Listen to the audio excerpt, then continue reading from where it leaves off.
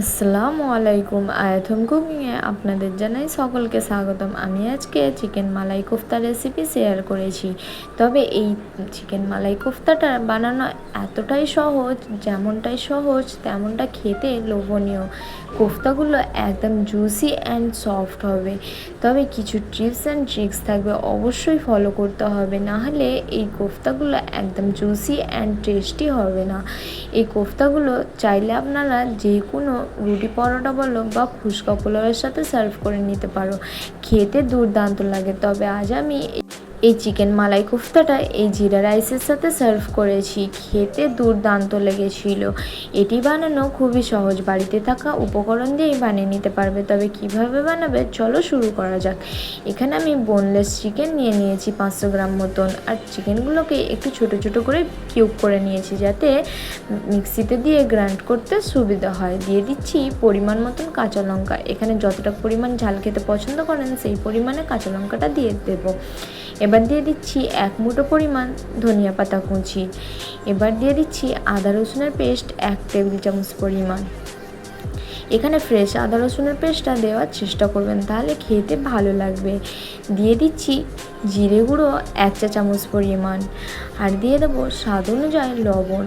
দিয়ে দিচ্ছি ধনিয়া গুঁড়ো 1/2 চা চামচ পরিমাণ, হলুদ গুঁড়ো 1/4 চা চামচ পরিমাণ। হলুদ গুঁড়োটা একদম সামান্য দিতে হবে, চাইলে স্কিপও করতে পারো। এবার দিয়ে দেবো ফ্রেশ ক্রিম। এখানে আপনারা চাইলে ফ্রেশ ক্রিমটাও ইউজ করতে পারেন, আবার দুধের মালাইটাও ইউজ করে নিতে পারেন, যাতে চিকেনটা জুসি অ্যান্ড সফটনেস্ট হয়। তাই এখানে আমি ফ্রেশ ক্রিমটা আর ইউজ করলাম না, এখানে আমি দুধের সরটা ইউজ করছি। আপনারা চাইলে ফ্রেশ ক্রিমটা ইউজ করে নিতে পারেন। এবার আমি এরকম ব্রেডের স্লাইস নিয়ে দিয়ে দিচ্ছি। এখানে আপনারা যে কোনো ব্রেডের স্লাইস নিয়ে নিতে পারেন। এখানে আমি ছোট ছোট ব্রেড ছিল তাই 4টে পরিমাণ নিয়েছি। আপনাদের ব্রেডের পরিমাণটা বড় থাকলে দুটো ইউজ করতে পারেন। এবার ছোট ছোট করে টুকরো করে নিচ্ছি যাতে মিক্সিতে দিয়ে গ্রাইন্ড করতে সুবিধা হয়।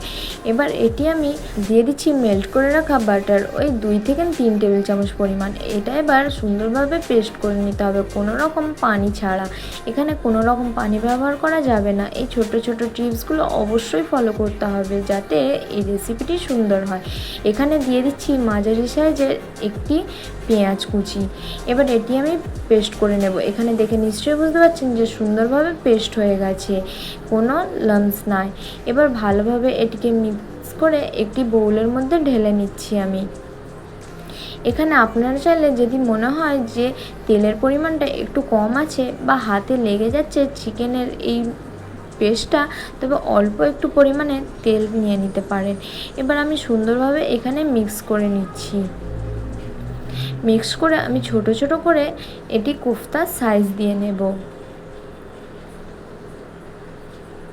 এখানে বেশি পেঁয়াজ পেস্টটা করবেন না বা পেঁয়াজটা বেশি ব্যবহার করবেন না, তাহলে এটি সুন্দরভাবে বানানো যাবে না, তেলের মধ্যে দিলে ছেড়ে যাওয়ার সম্ভাবনা থাকে। এখানে আমি এরকম সাইজের বানিয়ে নিচ্ছি, তোমরা তোমাদের পছন্দ মতন সাইজ বানিয়ে নিতে পারো। এখানে আমার সবগুলো কোফতা বানানো হয়ে গেছে, দেখে নিশ্চয়ই বুঝতে পারছো। এবার আমি এটিকে সাইডে রেখে দিচ্ছি। অন্যদিকে একটি কড়া বসিয়ে নিয়েছি, কড়ার মধ্যে দিয়ে দেব 4 টেবিল চামচ পরিমাণ তেল। তেলটা গরম হয়ে আসলে এখানে দিয়ে দিচ্ছি মিডিয়াম সাইজের 4টে পেঁয়াজের স্লাইস করে রাখা। দিয়ে দিচ্ছি কয়েকটা কাঁচা লঙ্কা। এখানে কাঁচা লঙ্কার পরিমাণটা আপনারা আপনাদের পছন্দ মতন দিতে পারেন, যতটা পরিমাণ ঝাল খেতে পছন্দ করেন সেই পরিমাণে কাঁচা লঙ্কাটা নিয়ে নিতে হবে। এবার কাঁচা লঙ্কাটা দিয়ে আমি পেঁয়াজটা আর কাঁচা লঙ্কাটা সুন্দরভাবে ফ্রাই করে নেব তেলের মধ্যে, ওই 3 থেকে 4 সেকেন্ডের জন্য। তারপরে এখানে আমি দিয়ে দেব 8 থেকে 10টা কাজু বাদাম। এইভাবে গোটা কাজু বাদাম আমি দিয়ে দিচ্ছি। এখানে আপনারা চাইলে কাজু বাদাম আর আমন্ড বাদাম দুটো মিক্স করেও ব্যবহার করতে পারেন, তবে এখানে আমি শুধু কাজু বাদামটা ইউজ করছি। কাজু বাদামটা দিয়ে আরও আমি 5 মিনিটের জন্য ফ্রাই করে নেব। যখন পেঁয়াজটা হালকা নরম হয়ে আসবে বা গোলাপি হয়ে আসবে তখন অল্প অল্প পানি দিয়ে এটি আমি সিদ্ধ করে নেব।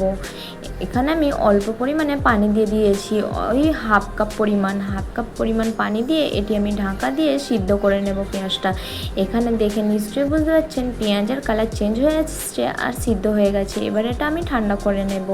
ঠান্ডা করে সুন্দর একটি পেস্ট বানিয়ে নিতে হবে, স্মুথ পেস্ট, কোনো দানা দানা না থাকে। আবারও আমি সেম কড়া বসিয়ে নিচ্ছি। কড়ার মধ্যে দিয়ে দিচ্ছি তেল।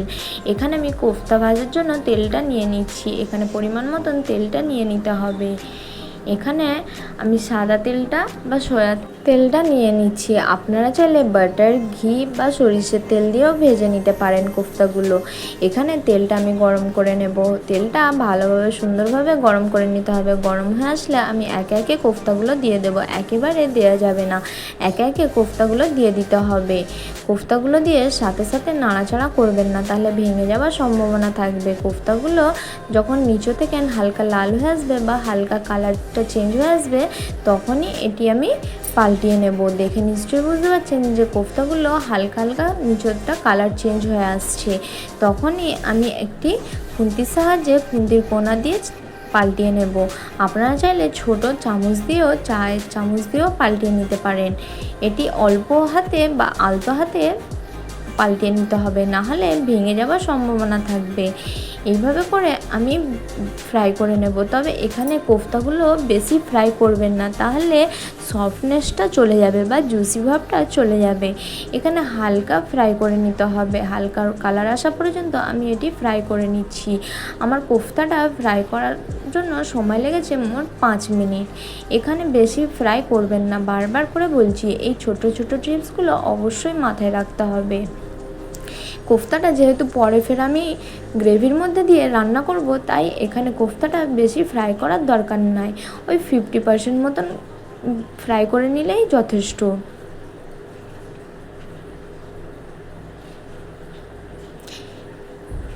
কোফতার মধ্যে বেশি কালার আনতে যাবেন না, তাহলে কোফতাটা শক্ত হয়ে যাবে, খেতে ভালো লাগবে না।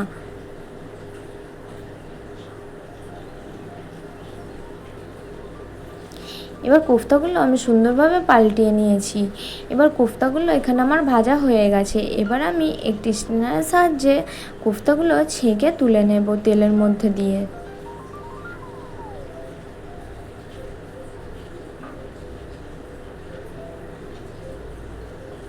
দেখে নিশ্চয়ই বুঝতে পারছেন যে কোফতাগুলো আমি বেশি ফ্রাই করিনি বা বেশি কালার আসেনি। এই পর্যায়ে আমি কোফতাগুলো তুলে নিচ্ছি। তুলে একটি প্লেটের মধ্যে রেখে দেব।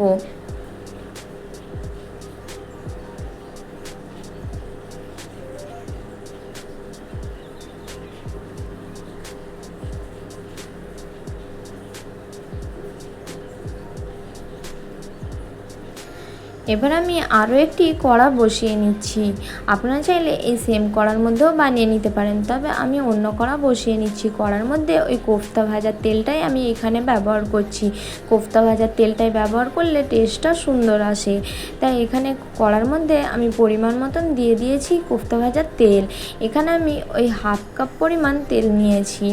তেলটা এবার যেহেতু গরম আছে, আর বেশি গরম করার দরকার নাই। এখানে দিয়ে দিচ্ছি কিছু গোটা মশলা। একটি আছে জয়ত্রীর ফুল, একটি বড় এলাচ, 10 থেকে 12টা গোলমরিচ, একটি দারচিনি, আর আছে 2টো ছোটো এলাচ। এবার গরম মশলাটা ফুটে আসলে দিয়ে দেব যে পেস্টটা বানিয়ে রেখেছিলাম, কাঁচা লঙ্কা, পেঁয়াজ আর কাজু বাদামের যেই পেস্টটা বানিয়ে রেখেছিলাম, সেই পেস্টটা দিয়ে দেব এখানে। দিয়ে তেলের মধ্যে দিয়ে এখানে আমি তেলের মধ্যে ফ্রাই করে নেব মশলাটা, যাতে সুন্দরভাবে ফ্রাই হয়ে আসে মশলাটা। এবার 2 থেকে 3 মিনিট ফ্রাই করার পর এখানে দিয়ে দিচ্ছি 1 টেবিল চামচ পরিমাণ আদা রসুনের পেস্ট। এখানে বারবার বলছি আদা রসুনের পেস্টটা ফ্রেশ নেওয়ার চেষ্টা করবেন, তাহলে রেসিপিটিও ভালোও হবে আর খেতেও সুন্দর লাগবে। এবার আদা রসুনের পেস্টটা আর যে পেস্টটা দিয়েছি সেটা সুন্দরভাবে তেলের মধ্যে 5 মিনিট মতন আমি ফ্রাই করে নেব। যখন এইভাবে সুন্দরভাবে তেল ছেড়ে আসবে বা ভালোভাবে ফ্রাই হয়ে যাবে, তখন সেই পর্যায়ে আমি দিয়ে দেবো লবণ। এখানে স্বাদ অনুযায়ী লবণ দিয়ে দিচ্ছি। লবণটা দিয়ে সুন্দরভাবে মিক্স করে নিচ্ছি। এবার দিয়ে দেব গরম মশলা গুঁড়ো। এখানে আমি হোমমেড গরম মশলা গুঁড়ো ব্যবহার করেছি। কিভাবে আমি গরম মশলাটা বানাই সেটা জানতে হলে অবশ্যই কমেন্ট করে জানাবেন, আমি আপনাদের সাথে অন্য ভিডিওতে শেয়ার করে দেব। দিয়ে দিচ্ছি হাফ চা চামচ পরিমাণ জিরে গুঁড়ো। এখানে ভাজা জিরে গুঁড়োটা ব্যবহার করবেন না, তাহলে কালারটা চেঞ্জ হয়ে যাবে গ্রেভির। তাই এখানে কাঁচা জিরে গুঁড়োটা ব্যবহার করার চেষ্টা করবেন, তাতে কালারটাও সুন্দর আসবে আর খেতেও ভালো লাগবে। এখানে আর অন্য কোনো মশলা আমি ব্যবহার করব না। এবার মশলাটা দিয়ে আবারও আমি সুন্দরভাবে ফ্রাই করে নেব বা কষিয়ে নেব পানি ছাড়াই 5 মিনিট মতন। এখানে কোনো রকম আর পানি ব্যবহার করব না। এবার 5 মিনিট পর এখানে দিয়ে দিচ্ছি ফ্রেশ ক্রিম। এখানে আমি 2 টেবিল চামচ পরিমাণ ফ্রেশ ক্রিমটা দিয়ে দিচ্ছি। যেহেতু এটি মালাই কোফতা, তাই মালাই তো ইউজ করতেই হবে, হয় ফ্রেশ ক্রিমটা ইউজ করতে পারেন, না হলে দুধের মালাইটা ইউজ করে নিতে পারেন। এখানে 2 টেবিল চামচ পরিমাণ ক্রিম ব্যবহার করতে হবে বা মালাইটা ব্যবহার করতে হবে। এবার মালাইটা দিয়ে সুন্দরভাবে মিক্স করে নিতে হবে। এখানে মিক্স করা হয়ে গেছে। 5 মিনিট মতন আমি এইভাবেই কষিয়ে নেব। এখানে গ্যাসের ফ্লেমটা লো টু মিডিয়ামে রাখতে হবে, নাহলে নিচে লেগে যাওয়ার সম্ভাবনা থাকবে। যখন সুন্দরভাবে মিক্স করা হয়ে যাবে বা তেল ছেড়ে আসবে মশলাগুলো থেকে, তখন আমি দিয়ে দেবো কোফতাগুলো। যে কোফতাগুলো আমি ফ্রাই করে রেখেছিলাম সেই কোফতাগুলো একে একে দিয়ে দিচ্ছি।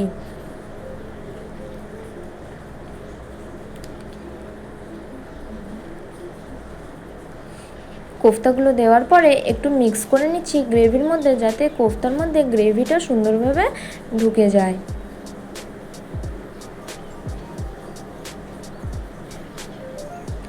এবার এখানে আমি দিয়ে দেবো কসুরি মেথি। এখানে 1 চা চামচ পরিমাণ কসুরি মেথিটা দিয়ে দিচ্ছি, আর দিয়ে দিচ্ছি হাফ কাপ পরিমাণ ধনিয়া পাতা কুচি, ওপর থেকে একটু দিয়ে দিচ্ছি।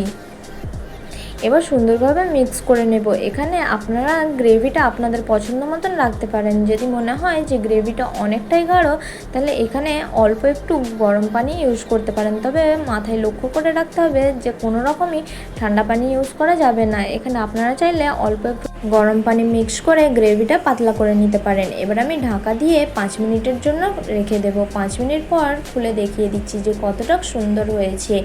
এবার কোফতাগুলো খুব সুন্দর জুসি অ্যান্ড সফটনেস হয়েছে, দেখে নিশ্চয়ই বুঝতে পারছেন যে কতটা লোভনীয় খেতে হয়েছে। এবার আমি এটি সার্ভ করে দেখিয়ে দিচ্ছি যে কতটা সুন্দর আর কতটা লোভনীয় দেখতেও হয়েছে আর খেতেও হয়েছে। কোফতাগুলো দেখতেই পাচ্ছেন যে বেশি কালার আসেনি। এই রেসিপিতে কোফতাটা বেশি ভাজা যাবে না, কালারটা চেঞ্জ হয়ে গেলে দেখতেও ভালো লাগবে না আর খেতেও ভালো লাগবে না। কোফতাগুলো অনেকটা শক্ত হয়ে যায় কালার চেঞ্জ হয়ে গেলে। তাই এভাবে আমি প্লেটে সার্ভ করে নিচ্ছি। এখানে আমার প্লেটে সার্ভ করা হয়ে গেছে। আপনারা চাইলে রুটি পরোটার সাথেও সার্ভ করে নিতে পারেন, আবার চাইলে ফুচকা পোলাওয়ের সাথেও, যে কোনো পোলাও বা ফুচকার সাথে সার্ভ করে নিতে পারেন। এখানে আমি জিরা রাইসের সাথে সার্ভ করেছিলাম। এই জিরা রাইসের রেসিপি দেখতে হলে অবশ্যই কমেন্ট করে জানাবেন। আল্লাহ হাফেজ, আবার দেখা হচ্ছে নেক্সট।